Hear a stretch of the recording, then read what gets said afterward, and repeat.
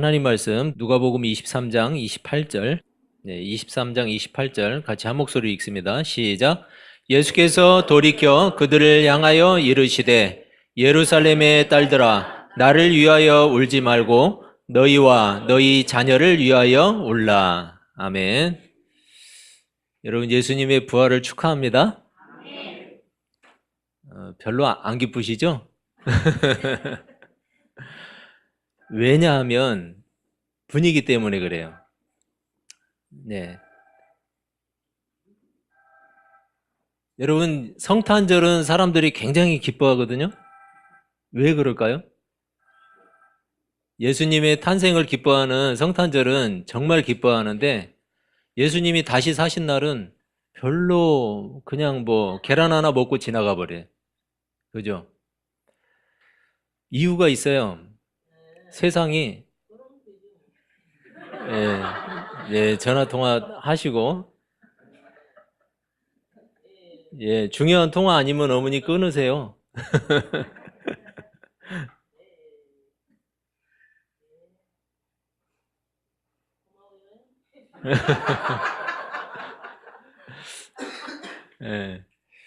전화를 끄세요. 진동으로 해놓거나 끄세요. 자, 여러분 오늘은 부활주일인데 우리의 죄를 대신 짊어지시고 십자가에서 대속의 죽음을 죽으셨던 예수님, 그 예수님이 다시 살아나신 날이에요. 그런데 사람들은 별로 안 기뻐해요. 왜냐하면 성탄절은 세상 사람들도 막 분위기가 들떠가지고 크리스마스 이브라고 하면 들떠서 더 좋아하죠. 교회보다 더 좋아해요. 교회보다. 그런데 부활주일은 믿는 사람들마저도 별로 그 의미에 대해서 깊이 생각을 안 해요. 여러분 목회자들 잘못이 커요. 목회자들 잘못이. 왜냐하면 가르치지 않았기 때문이에요. 가르칠 건 바로 이런 건데 엉뚱하게 가르치지 않아도 되는 걸 가르치고 가르쳐야 되는 건 가르치지 않아요. 여러분 부활주일은 이 부활주일이 없으면요 우리 여기 모일 필요가 없어요. 필요가 없어요. 그래서 중요한 날이에요. 예수님의 부활은 한마디로 사망의 권세, 죽음을 이기신 사건이에요. 사망의 권세를 이기셨다는 것은 그분에게 아무런 죄가 없었다는 증거예요. 왜냐하면 여러분 사망이라는 것, 이 죽음이라는 것은 죄의 대가이기 때문이에요. 예수님이 다시 살아나셨다는 것은 죄가 없다라는 증거라고요. 그렇게 죄가 없으신 예수님께서 우리의 죄를 대신 지셨어요. 여러분 사람들은 궁금해해요. 하나님은 왜 죄가 없는 분을 우리 대신 죽게 하셨는가? 여러분 궁금하지 않아요? 저는 알기 때문에 별로 안 궁금한데 모르는 사람은 궁금해야죠. 왜 하나님이 죄 없는 분을 우리 대신 죽게 하셨는가? 바로 이것 때문이에요. 먼저 영상을 하나 보고 제가 설명을 해드리겠습니다.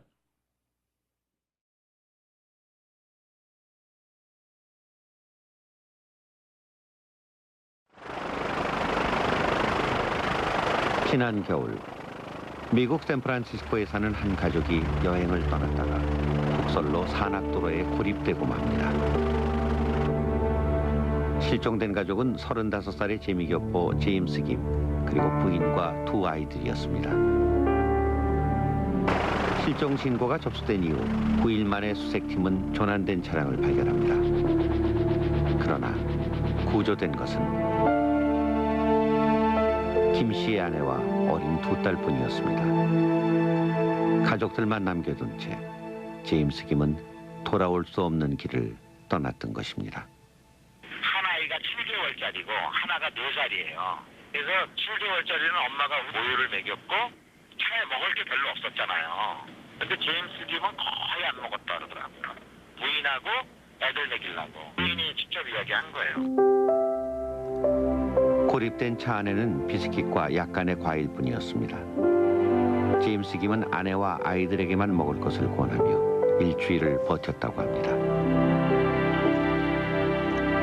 그러다 비상식량도 다 떨어져 더 이상 견딜 수 없는 상황이 되자 구조를 요청하겠다며 직접 길을 나섰습니다.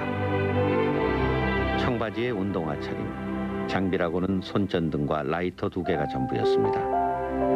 하지만 그는 가족을 구하겠다는 일념으로 바위 투성이의 산길과 논밭을 헤쳐나갔습니다. 그렇게 나흘째. 결국 제임스 김은 싸늘한 주검으로 발견되고 맙니다. 그가 발견된 곳은 가족들로부터 불과 0.8km 떨어진 지점. 방향 감각을 잃고 차량 주위를 헤매다 끝내 숨진 것이었습니다. 현장에 나갔던 구조대원들은 제임스 김이 보여준 투혼이 인간의 한계를 넘어선 것이었다며 경의를 표했고, 미국 전역에는 애도의 물결이 이어졌습니다. 가족을 위해 마지막까지 초인적인 힘을 다하고 떠난 아버지.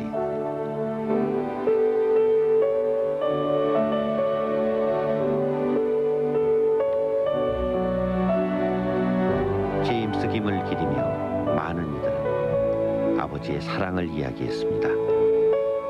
맑고 평온한 날에는 보이지 않지만 악천후를 만나면은 성광처럼 나타나는 아버지의 사랑. 너무 깊은 곳에 있어서 우린 때로 그 사랑을 잊고 살았는지도 모르겠습니다. 여러분, 가족을 향한 인간 아버지의 사랑, 이 사랑도 참 크고 강하죠. 그런데 하물며 우리를 지으신 하나님 아버지, 그 사랑이 어떨까요? 로마서 5장 8절을 보면 하나님의 그 사랑을 이렇게 설명하고 있어요. 우리가 아직 죄인 되었을 때에 그리스도께서 우리를 위하여 죽으심으로 하나님께서 우리에 대한 자기의 사랑을 확증하셨느니라. 하나님의 아들이신 예수님을 사랑할 만한 조건이 전혀 없는 우리를 대신해서 죽게 하신 것, 그것이 바로 우리를 사랑하시는 증거라는 거예요. 하나님의 그 사랑을 넘치게 받은 우리는 예수 그리스도와 연합한 사람들이 되었다고 이야기했어요. 제가 여러분 4주 동안 계속해서 연합 강조를 했는데, 예수님과의 연합은 우리의 죄를 그리스도의 것으로 간주하는 것이라고 했어요. 우리 죄를 예수님의 것으로 간주하는 거예요. 그리고 그리스도께서 이루신 구원의 성취, 그것을 우리의 것으로 간주하는 것이에요. 그 은혜로 우리는 구원의 사람들이 된 거예요. 예수를 믿는다는 것은 예수님과의 연합을 받아들이는 거예요. 거기에 참여하는 거예요. 예수님의 십자가가 사실은 나의 십자가였다는 것을 알아야 되는 거죠. 예수님이 당하신 온갖 수치와 조롱과 고통 역시 우리 자신의 것이었어요. 결국 예수님의 십자가에서의 죽으심과 지옥의 형벌까지도 사실은 우리가 당했어야 할 죄에 대한 심판이었음을 인정하고 받아들이는 거예요. 여러분, 그게 믿음이에요. 예수 믿는 거예요, 그게. 또한 예수를 믿는다는 것은 예수님과 연합한 사람답게 살아가는 거예요. 나의 죄를 대속해 주신 예수님을 위해서 살아가는 것이 당연해야 돼요. 영원한 사망, 지옥의 형벌에서 건져주신 그 은혜를 잊지 않고 살아가는 거예요. 죄인이었지만 사랑을 넘치게 받은 사람답게 우리도 서로 사랑해야 되는 거예요. 심지어 우리를 사랑하지 않는 사람들까지도 하나님은 사랑하라고 말씀하고 계세요.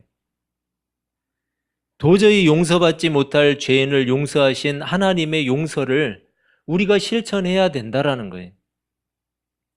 물론 어렵죠. 여러분, 쉽지 않아요. 어떻게 우리에게 악하게 하는 사람을 용서할 수가 있죠? 하지만 우리가 도전해야 할 성경의 가치인 것은 틀림없어요. 내가 옳고 그 사람이 틀렸어도 성경은 미워하거나 정죄하지 말 것을 당부하고 있어요. 왜냐하면 하나님이 우리에게 그렇게 하셨기 때문이에요. 우리는 그러죠. 사람이 뭐 그래. 아니요. 사람은 본래 그래요. 세상이 뭐 이래. 그렇게 말하지 마세요. 세상은 본래 그래요. 하나님이 우리의 연약함을 불쌍히 여기신 것 같이 우리도 서로 그래야 돼요. 우리가 그렇게 서로 사랑하고 서로 용서하고 서로 허물을 덮어주다 보면 어느새 우리도 주님을 닮은 좋은 그리스도인이 되어 있을 거예요. 저도 마음에 걸리는 일이 있어요. 그래서 다음 주에는 꼭 실천하려고 해요. 여러분, 우리 모두가 여러분 기억 속에 있는 그 일, 내 마음에 걸리는 그 일 있잖아요. 그 일을 이번 한 주간 꼭 실천하실 수 있기를 바랍니다. 이왕 예수 믿는 거 제대로 믿는 사람 한번 될 필요 있잖아요. 성경은 그렇게 사는 일이 손해보는 일이라고 말하지 않아요. 오히려 고린도전서 15장 19절에서는 우리가 그리스도 안에서 소망하는 것이 이 세상 삶에 그친다면 우리는 이 세상 어느 누구보다도 불쌍한 사람들이라고 말하고 있어요. 여러분, 우리가 믿음으로 살아가는 일, 우리가 소망 가운데 행하는 일들이 그냥 이 땅에 그친다면 그렇다면 우리가 가장 불쌍한 사람이라는 거예요. 예수를 믿는 이유가 단지 이 땅의 형통과 이 땅의 번영과 이 땅의 부귀와 영화, 장수라면 성경은 말하고 있어요. 그 사람이 이 세상에서 가장 불쌍한 사람이다. 왜요? 예수를 믿는 목적이 그것에 있지 않다는 거예요. 이 세상에 있는 많은 삶의 요소들, 여러분, 우리의 소유가 있고 재능도 있고 건강도 있고 또 우리 주변에 주신 이웃들도 있고 또 세상에 조성해 주신 자연 환경들이 있고 또 날마다 발전하고 있는 과학이 있어요. 여러분, 이런 것들 우리를 돌보시고 이끄시는 방편들이에요. 그 어느 것도 그 자체가 인생의 목적일 수는 없어요. 하나님이 이끄시는 방법들이라는 거예요. 이 땅을 살아가는 모든 인생의 목적은 오직 하나예요. 그것은 바로 하나님의 나라예요. 영생이에요. 여러분, 우리가 영생에 들어가기 위해서 예수 그리스도를 믿는 거예요. 이 땅은 그것을 위한 과정이고 목적지는 바로 하나님의 나라예요. 그래서 이 땅은 모든 것이 지나가는 거예요. 과정이기 때문에. 하지만 하나님의 나라는 영원한 곳이에요. 거기는 머무르는 곳이지 지나가는 곳이 아니에요. 거기가 최종 목적지고 시간의 제약도 받지 않는 그런 영원한 곳이에요. 여러분, 고3 수험생들이 왜 놀고 싶은데, 그 어린 나이에 놀고 싶은데 그걸 억제하면서 왜 공부해야 되죠? 왜 많은 사람들이 직장을 얻기 위해서 놀고 싶은 것, 하고 싶은 것 참아가면서 그 교실에 앉아서 공부하고 있죠? 만약에 고등학교 3학년이 인생의 끝이라면 그 친구가 거기서 앉아서 공부하겠어요? 안 하죠. 할 필요가 없죠. 여러분, 그 친구에게는 목적이 있잖아요. 대학을 가기 위해서, 자기가 목적하는 바를 이루기 위해서, 그곳을 위해서 참고 공부하는 것이지, 만약에 고3이 인생의 끝이고 만약에 여러분 30이 인생의 끝이면 공부하겠어요? 안 하죠. 더 의미 있는 일을 하겠죠. 왜 우리는 이 땅의 삶을 잘 살아야 하고 좋은 그리스도인이 되어야 할까요? 이 땅이 전부가 아니고 이 땅이 끝이 아니기 때문이에요. 여러분, 이 땅이 끝이고 이 땅이 전부라면 여러분 나가서 여러분 살고 싶은 대로 사세요. 여기 앉아서 하나님 말씀 들을 필요 없어요. 그러면 이 땅이 끝이라면, 이 땅이 전부라면. 그런데 이 땅이 전부가 아니고 이 땅의 끝이 아니기 때문에 우리는 이 땅의 삶을 잘 살아야 돼요. 이 땅에서 좋은 그리스도인이 되어야 돼요. 예수를 믿는 일은 그 누구도 강요할 수 없어요. 하지만 분명한 사실은 이 땅은 끝이 아니고 영원한 나라가 있는데 예수님은 우리에게 그 나라를 주시기 위해서 이 땅에 오셨다는 사실이에요. 죄에 빠진 인간은 그 누구도 스스로는 그 나라에 이를 수가 없어요. 왜냐하면 인간의 죄는 하나님께 대한 불순종이고 반역이기 때문이에요. 그리고 죄인으로서는 거룩하신 하나님 앞에 설 수가 없기 때문이에요. 따라서 하나님과 우리 사이를 가로막은 죄의 문제를 해결해야만 하는데 구원자로 이 땅에 오신 예수 그리스도를 통해서만 죄를 해결받을 수 있어요. 우리가 앞서 배운 대로 그리스도와 연합한 사람만이 그리스도의 죽으심을 통해서 죄의 형벌을 이미 받은 것으로 인정받게 되는 거예요. 왜요? 우리와 연합하신 예수 그리스도께서 이미 그 형벌을 다 치르셨기 때문에. 그래서 우리가 이미 그 형벌을 받은 것으로 인정받는 거예요. 그런데 죄사함의 은혜를 입은 그리스도인들에게 더 중요한 일이 있어요. 그것이 바로 그리스도의 부활이에요.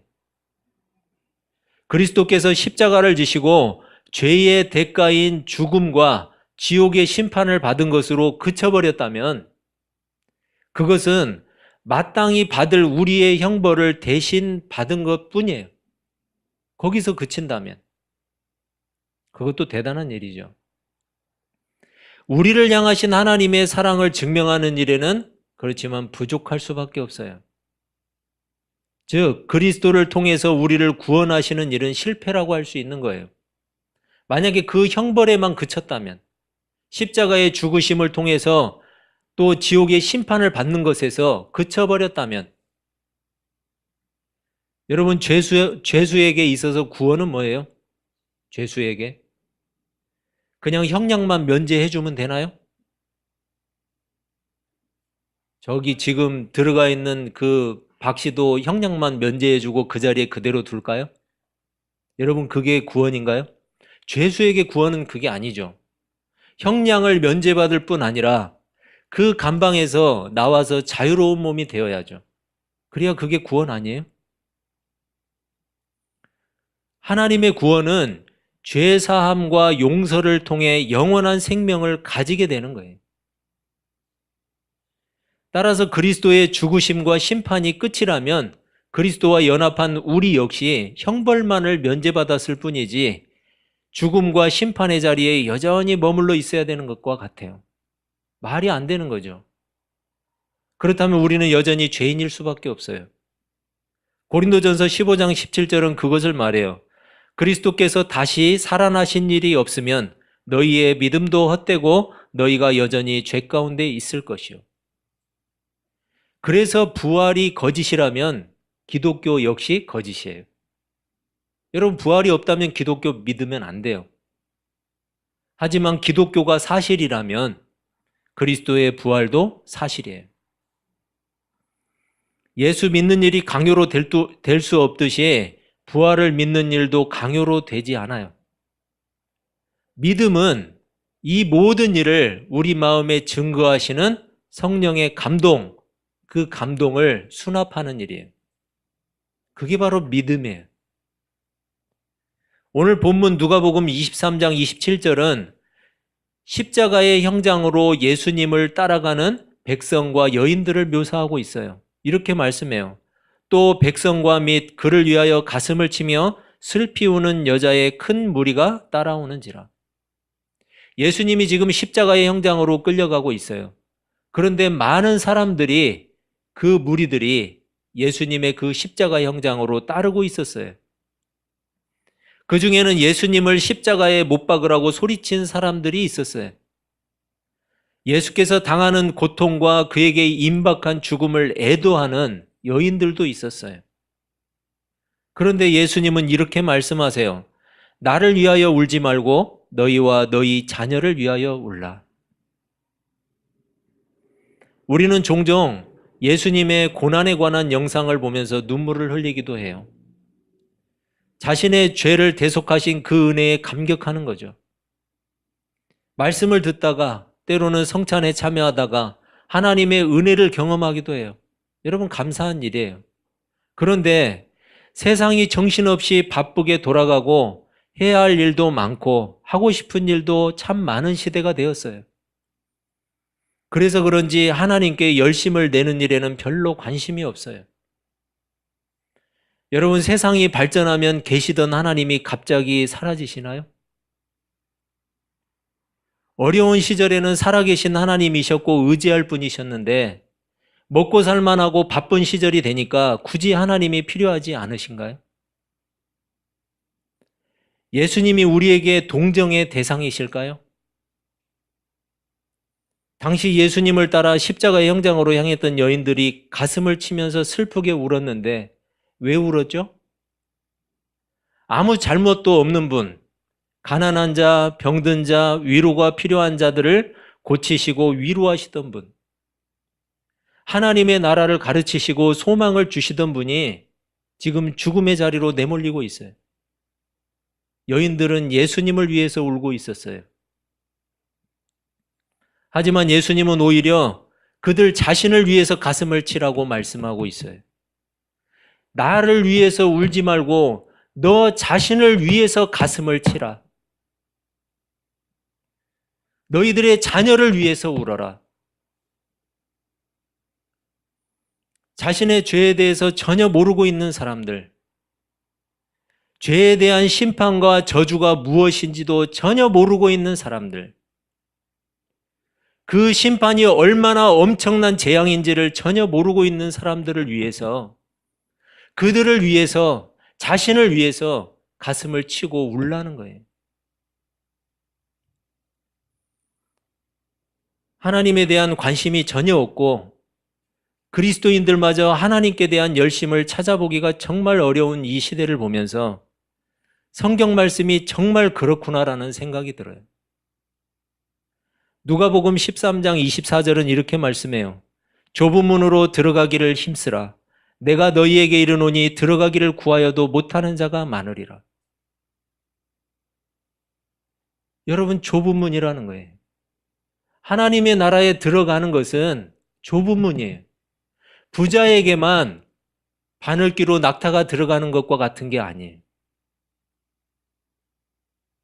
여러분, 부자는 돈 많은 자를 이야기하는 게 아니에요. 하나님을 알지 못하는 사람이에요. 누가복음 18장 8절은 이렇게 말씀해요. 인자가 올 때에 세상에서 믿음을 보겠느냐 하시니라. 믿음이 많지 않다는 거예요. 많은 믿음을 볼 수 없다라는 거예요. 그리스도의 부활과 연합한 참 신자라면 예수님의 고난과 죽으심에 대해서만 슬퍼하고 울지 않아요. 예수님을 위해서 울 일이 아니에요. 누가 누구 걱정을 해야 될까요? 오히려 죄를 알지 못한 채 여전히 죄에 둔감한 자신을 위해서 울어야 돼요. 세상 욕심에는 열심히 유별나면서도 하나님을 향한 열심은 전혀 없는 인색한 신앙을 슬퍼해야 되는 거예요. 하나님을 전혀 알지 못한 채 살아가고 있는 사랑하는 사람들을 위해서 울어야 돼요. 여러분은 누구를 위해서 울고 계십니까? 날마다 죄의 생각으로 가득한 자신을 위해서 우시기를 바랍니다. 하나님을 위해 열심은커녕 인색하기가 짝이 없는 자신의 신앙을 위해서 우시기를 바랍니다. 자신과 사랑하는 사람들의 영혼 구원을 위해서 가슴을 찢으면서 우시기를 바랍니다. 기도하겠습니다.